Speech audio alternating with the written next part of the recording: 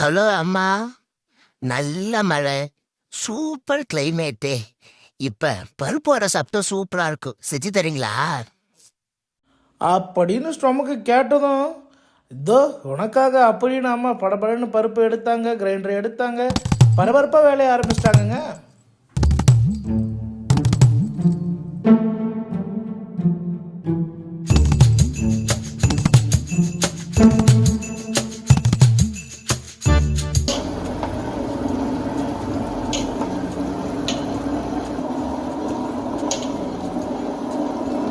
ஒரு வழக்கு பருப்பு ஊற வச்சிக்கணும். இது பருத்து காட்டிக்கணும். வெங்காயம், பச்சை மிளகாய், கருவேப்பிலை, பெருஞ்சீரகம் போட்டு பிசைஞ்சு எண்ணெயில் போடணும்.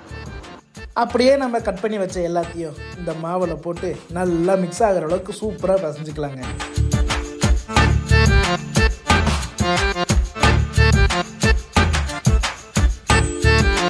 மாவு ஆட்டுக்குள்ளே உப்பு தேவையான அளவுக்கு போட்டு நம்ம பிசைஞ்சு அடுப்பு பற்ற வச்சுக்கலாம்.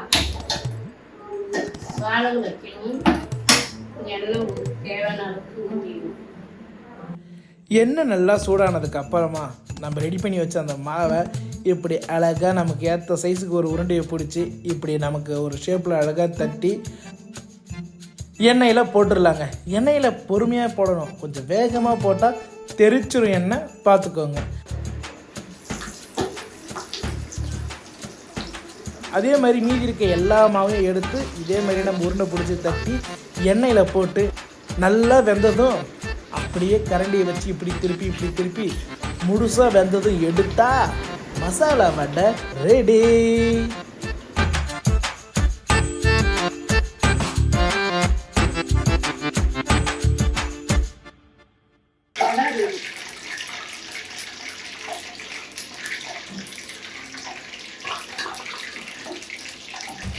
வாவ், பார்க்கவே ரொம்ப சூப்பராக இருக்குல்ல வடை.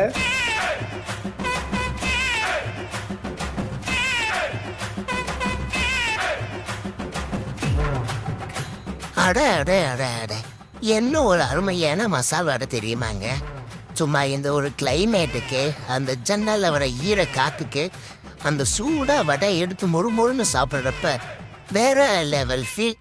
அப்புறம் என்ன மக்களே, நீங்களும் மசாலா வடை செஞ்சு சாப்பிடுங்க.